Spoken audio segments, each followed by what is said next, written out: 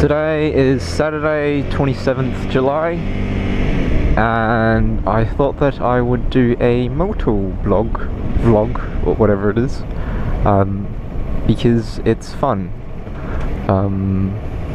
I like to write, and on the internet, it's all about writing, whether it is about code, or your sentences, or how you convey yourself.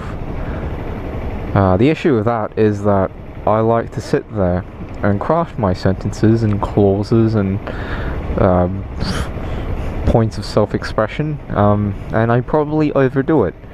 And so the idea of this more raw video blog is to take that out of my hand and convey myself in a nature that is more true.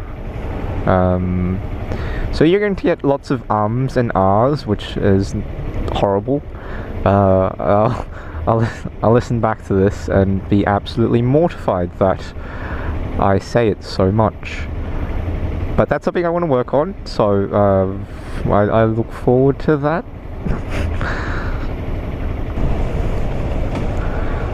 What I love about BC and Same and sites like that is that you get to talk with people from all over the world, or all over the country, and there's this shared experience of what their lives are like, what's going on inside their heads, and what they're thinking. That's a bit redundant. What they're thinking about. I spend most of my day at a law firm. I'm a software engineer, or programmer, or a developer, or whatever fancy thing you want to call it. What I do is write software. I just did the Grand Pacific Drive last week, which was so beautiful. They make fun of Wollongong being full of bogans, but really it's the most serene beach you can find. That's probably a bit of hyperbole there, but it really is just amazing. Let's hope this guy does not cut in front of me. Go, go, go, go. I think when you're riding a motorcycle, you have to be the safest person on the road. Because if you get hit, you die. And I don't particularly want to die. At least not today. Some days, yes, when the code isn't working, please put me down. But today, not so much.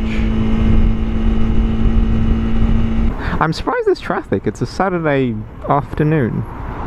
Everyone should be going into the city rather than out of it. Who knows? And see this? This is the most brilliant thing about a motorcycle. I get the split. Except when they're so close. This guy's a bit too close. Screw you, traffic. Just gonna go. Gonna split. Oh. Gonna split.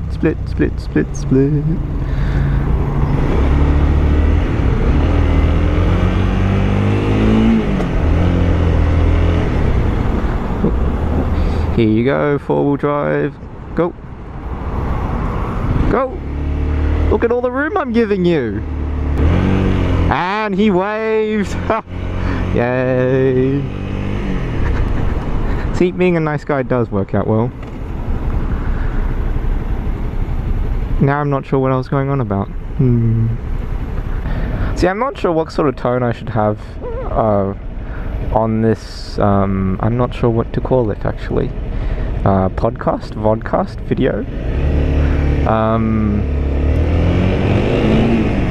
So excuse me if I'm just sort of all over the place initially. Hopefully I'll find or develop my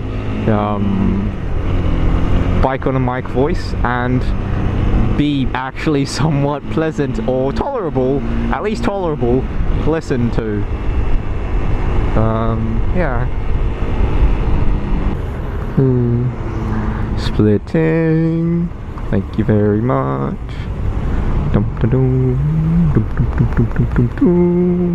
And I'm in front. I feel like the first story that I should share on this vlog is, and we're going to call it that from now on, even though it is somewhat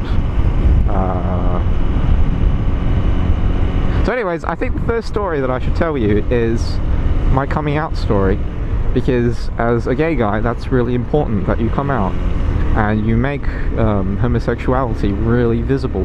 Not so much with flamboyance or the way you dress, but just whenever someone mentions it, never hesitate to bring up the fact that you're gay. It should not be something that's that one should be embarrassed or ashamed by ever. And so if we set that as the standard, I think we're doing well. So I came out to my mother first. She's quite religious, but she's Buddhist, not so much one of the Western religions. My dad's an atheist, so he was pretty easy in that, hey dad, I'm gay, okay, that's great, son. I think his greatest concern was, are you going to medical school? No, I'm not, dad, I'm gonna code because I love to. And then, you know, that really broke his heart. Not the lack of grandchildren, no. The fact that I'm not a doctor is probably more concerning to my parents. And that's good. With my mum, when I came out to her, I thought that she would disown me because, again, she's so religious. But in Buddhism, at least, a soul is like a silhouette. It is genderless. With our reincarnation thing, you could come back as a male or a female. So, with how cyclical everything is, it doesn't really matter. So when I came out to her, her response was, I would be happy for you to find love, no matter what gender.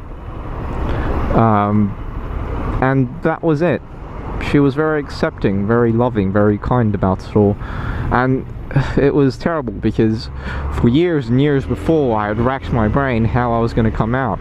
Did I need to seek financial independence first, or you know, should I never come out and instead live a lie and tell my parents that, you know, I'm banging all sorts of chicks and doing all sorts of masculine things like flexing, grunting, and wood chopping. But in the end, everything worked out well. I mean, I've been to my uncle's wedding with the ex-fiancée in tow, and the whole extended family was just very good about it. I mean, that car is a sausage fest. A sausage fest of bromance. Gonna run you over, crazy pedestrians.